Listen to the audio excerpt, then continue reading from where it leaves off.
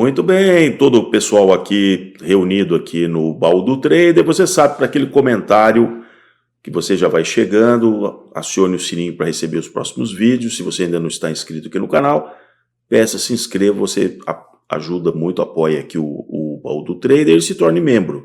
Se torne membro utilizando, então, um canal bastante de informações que você não verá aí, como eu sempre comento, na grande mídia, né? Então, vamos aí para aquele nosso comentário de costume. E o que esperar, então, do Ibovespa nessa reta final de julho, quando eu gravo esse vídeo, né? Bom, esse é o Ibovespa em barras diárias. Não mexi na projeção do canal de baixa, que eu já vinha acompanhando desde o início do ano. E esse movimento de recuperação, bastante vigoroso a partir ali do meados de junho, né, ele ultrapassou realmente a banda superior do canal de baixa. De fato, nós vamos entrar num outro momento. O canal de baixa, ele se extinguiu, mas agora nós temos que avaliar qual o próximo movimento que haverá.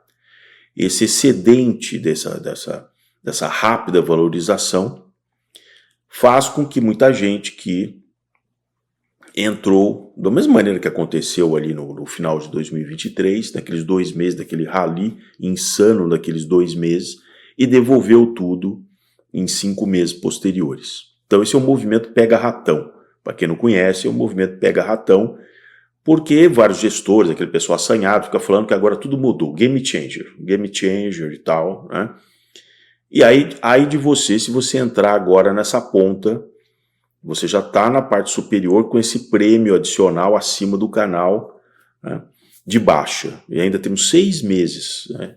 E vai sair realmente na semana que vem, como eu já venho alertando vocês, todos aqueles relatórios com relação à situação fiscal. E nós não temos compromisso nenhum do executivo, que eu já havia alertado. O executivo, ele põe na boca do Nestor ao seu dispor. O Nestor ao seu dispor que fala assim, não, porque eu falei com o presidente. Eu falei com o presidente me garantiu que ele tem uma enorme responsabilidade fiscal. Sim. E aí ele simplesmente vai lá, dá uma entrevista, né, para uma TV e diz assim, olha, compromisso que a gente aceita, a gente não precisa cumprir se a gente tiver outras coisas mais importantes para fazer. Então, quando um cara desse te fala uma coisa dessa, é mais ou menos como você for alugar uma casa para alguém e ele fala assim, olha, eu vou pagar o aluguel aqui, né, como inquilino, se eu não tiver outra coisa mais importante para fazer, tá certo? Você entendeu? Você concorda que é mais ou menos isso? Vou pagar o aluguel, não nego que eu vou dever para você, mas se eu tiver outra coisa mais importante para fazer, eu não vou te pagar o aluguel. Então, é com esse tipo de gente que você teria que lidar, né, se você fosse alugar uma casa desse tipo. Então, mas ele terceiriza a informação para outro. Não é ele que está assumindo a responsabilidade, ele terceiriza para todos aqueles, né, que são ali, sabe, assim, aquela coisa. Você lembra aquele bichinho, né, que você tem aquele negocinho assim, que você dá um toquinho na cabeça e ele fica fazendo assim, ó. Então, ele terceiriza para esse pessoal que fica ali assim, ó, fazendo assim, né. Então o que temos? Por isso que eu não confio neste movimento que nós estamos vendo aqui. Eu acho que num mês em que não tem tanta coisa realmente sendo decidida, e, por causa né, todo aquele ato dos magnânimos do Supremo, né? Deixa eles voltarem do recesso, eles vão ver, né? Então, só que aí vai começar a aparecer os dados realmente econômicos. Aí eu tenho visto muitas pessoas dizendo assim, não, mas a economia está indo bem, com um crescimento de 2%, assim, mas é um crescimento totalmente desproporcional, que você tem do agronegócio puxando. Isso passa para que cadeia?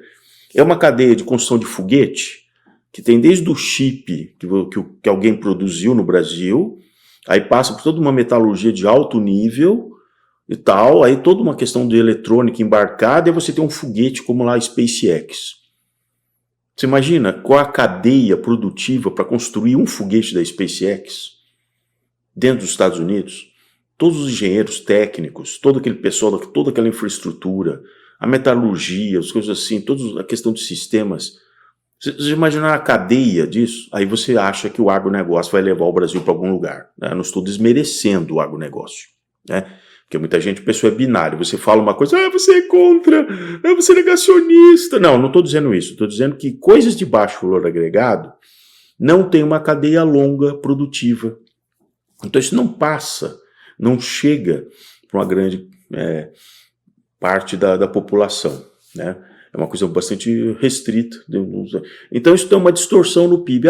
Deu 2,1 de PIB. E daí, filho? A contratação de salário entre 1,5, como o CAGED mostra, no fim de PNAD. PNAD é balela. PNAD é balela. O senhor está trabalhando? Não. O senhor está procurando emprego? Não. Então o senhor não é um desempregado. Então você é o quê? Você é um chupim, né? Deve ser um chupim, né? Porque você não está procurando emprego, não está trabalhando, não está procurando. Então você vive do quê? Je vis de bec? Né? Então, não me convence esse negócio.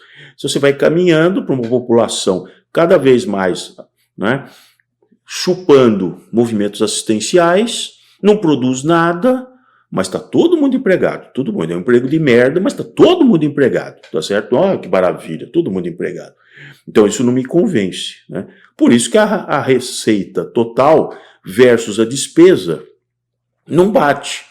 Você tem mais gente pedindo me ajuda nisso, me ajuda naquilo e tal, do que propriamente produzindo alguma coisa para arrecadar e tal. Então é uma coisa declinante. No tempo é declinante. Aí vem aquelas medidas, não, agora vamos ajudar a indústria nacional. Ajudar com o quê? Com subsídio, né? Mais protecionismo, porque o cara não consegue competir com ninguém que produz alguma coisa por $50, você tem que bloquear e tal. Então me faz rir, né? Me faz rir, né? Que competência a indústria nacional tem de competir com alguma coisa no exterior. Então, de novo, é aquele modelo que só vai jogando para baixo. Só vai jogando para baixo. Né? Então, indo aqui para o final, esse movimento acho muito tênue, né? Porque ele sai daquele fundo do poço ali no meados de junho, e aí, né, depois da reunião do Copom, aquela coisa toda, aquela puxada, tanto é que hoje, por exemplo, o dólar já ficou sensível, mesmo a bolsa, você vê que a bolsa americana, a gente gosta tanto de seguir e tal, ela já está dando uns piripaques, tá certo? Já está dando uns piripaques, o Nasdaq principalmente, as empresas de tecnologia, e vamos ver, né, o que ocorre. Quer dizer, se vier uma realização forte lá fora, que tem grande chance de acontecer isso, porque o juro, até então, americano, né, é uma perspectiva de que talvez reduza a partir de setembro. Vai resolver alguma coisa? É mais ou menos igual aqui no Brasil. Veio descendo do juro a 13,75, parou em 10,5. Então, veja a magnitude, né? Faça a conta. De 13,75 para 10,5. Resolveu o problema das empresas endividadas? Estão com dívidas CDI mais 5, CDI mais 6.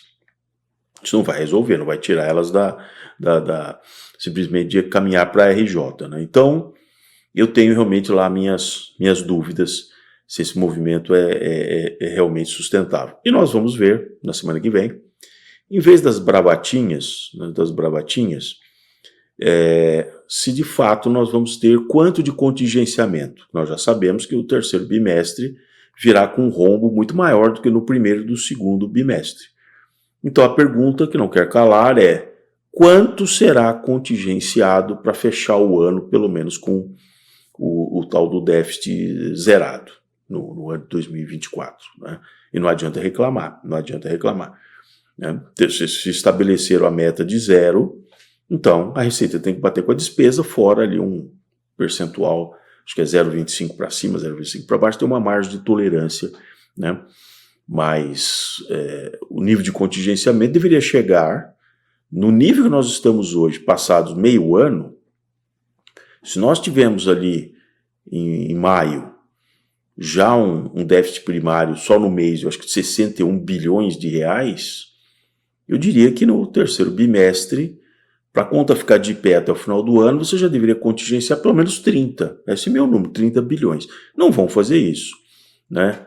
Não vão fazer isso, né? Porque não, porque eu sempre tem aquela desculpa que é um sofisma, né? Você desloca e diz assim, porque eu não vou deixar de atender aquele cara descamisado. Não, ninguém está falando que você vai deixar de atender o cara descamisado. Eu estou falando de dívida pública. Dívida pública, que no mês de junho, sem dúvida, não saiu o resultado ainda, sairá também até o fim da semana que vem, cruzou, sem dúvida, em junho, 7 trilhões de reais. Então, assim, vamos falar, quando um cara desse, bravateiro, vier falar, você coloca o número. Como é que você vai resolver isso? A dívida cruzou 7 trilhões. Você vai endividar mais quanto até o final do ano? Esse é o ponto. Não, porque eu vou, porque eu tenho, porque isso aqui não é gasto. Não, eu só quero saber o seguinte, dívida pública. Põe aqui a patinha e diz para mim, quanto que vai fechar a dívida, porque aí a gente vai calcular qual é a taxa futura de juros e tal, e quanto que isso vai pressionar, inclusive, esse descalabro fiscal, a própria inflação que virá, por exemplo, a partir de 2025 e principalmente em 2026. Então, assim, agora para com esse papo de mudar de assunto, não, vamos falar aqui, porque as pessoas e tal... Simplesmente o jornalista mestrado, ele não faz a pergunta, ele vai deixando o monólogo, ele deixa falar, tá certo? Igual na televisão, quando o cara deu entrevista, ele deixa falar e tal. Então, vamos fazer as perguntas certas, tá certo? Eu quero saber quanto vai crescer a dívida pública, né?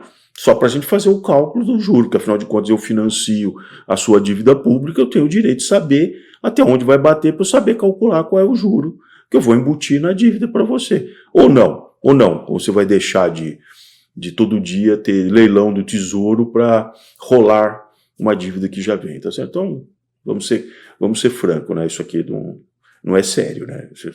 Não é sério, tá bom?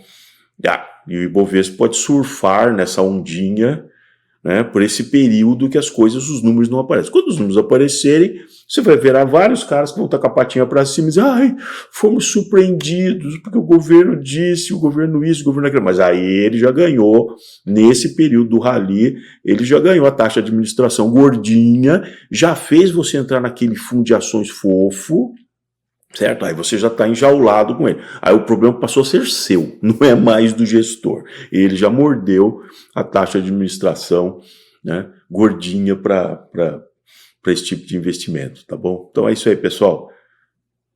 Calma que julho ainda não terminou.